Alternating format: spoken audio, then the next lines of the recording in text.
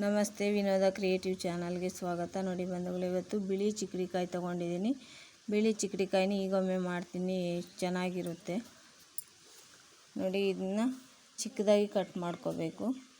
ಚಿಕ್ಕಡಿಕಾಯಿನ ಈ ಥರ ಚಿಕ್ಕದಾಗಿ ಕಟ್ ಮಾಡಿ ಇಟ್ಕೊಂಡು, ಎಲ್ಲಾದರೂ ಬಲ್ತಿರೋದು ಇದ್ದರೆ ಅದರಲ್ಲಿರ್ತಕ್ಕಂಥ ಕಾಳುಗಳನ್ನ ಈ ಥರ ಬಿಡಿಸಿಟ್ಕೊಂಡಿದ್ದೀನಿ ಬಂಧುಗಳೇ.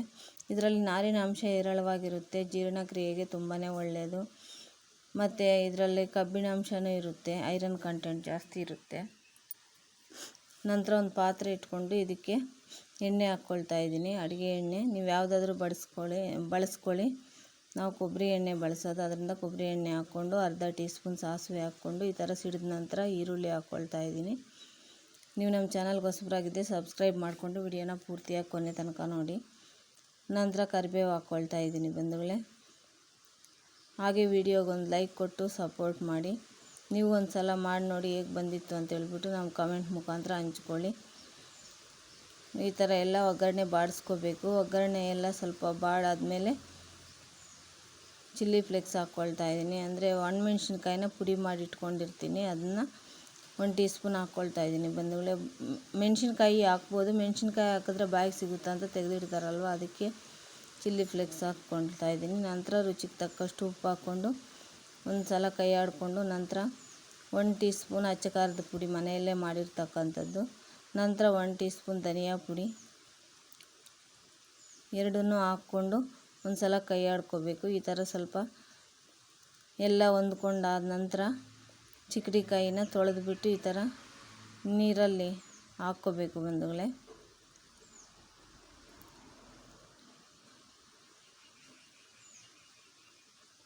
ಇದು ಚಪಾತಿ, ಪೂರಿ, ದೋಸೆ ಎಲ್ಲದಕ್ಕೂ ಹೊಂದ್ಕೊಳ್ಳುತ್ತೆ. ಅನ್ನಕ್ಕೂ ಬೇಕಾದರೂ ಕಲಿಸ್ಕೊಂಡು ತಿನ್ಬೋದು. ತುಂಬಾ ಟೇಸ್ಟಿಯಾಗಿರುತ್ತೆ ಮತ್ತು ಆರೋಗ್ಯಕ್ಕೂ ಒಳ್ಳೆಯದು.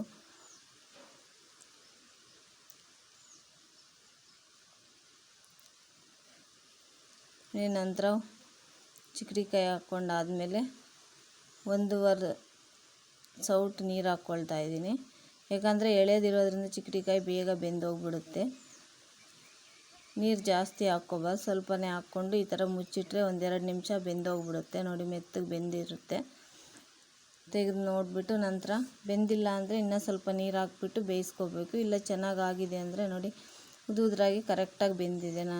ಮಾಡಿ ಹಾಕಿರ್ತಕ್ಕಂಥ ನೀರಿಗೆ ಎಲ್ಲ ಒಂದು ಸಲ ಕೈ ಆಡಿಕೊಂಡು ಕಲಸಿದ ನಂತರ ಒಂದು ಅರ್ಧ ಹೋಳು ತೆಂಗಿನಕಾಯಿ ತುರಿ ಹಾಕ್ಕೊಳ್ತಾ ಇದ್ದೀನಿ. ಒಂದು ಕಾಯಿದು ತುರಿದಿಟ್ಕೊಂಡಿದ್ದೀನಿ, ಅದರಲ್ಲಿ ಅರ್ಧ ಹಾಕ್ಕೊಳ್ತಾ ಇದ್ದೀನಿ ಬಂಧುಗಳೇ. ಹಸಿ ತೆಂಗಿನಕಾಯಿ ಹಾಕಿದ್ರೇ ಇದಕ್ಕೆ ಟೇಸ್ಟ್ ಚೆನ್ನಾಗಿರೋದು, ಒಣ ಕೊಬ್ಬರಿಗಿಂತನೂ. ನಂತರ 1 ನಿಮಿಷ ಹಂಗೆ ಮುಚ್ಚಿಟ್ಬಿಟ್ಟು ಬೇಯಿಸ್ಕೊಂಡ್ರೆ ತುಂಬಾ ಟೇಸ್ಟಿಯಾದಂತಹ ಪಲ್ಯ ರೆಡಿ ಆಯಿತು. ವಿಡಿಯೋ ವೀಕ್ಷಣೆ ಮಾಡಿದ್ದಕ್ಕಾಗಿ ಧನ್ಯವಾದಗಳು.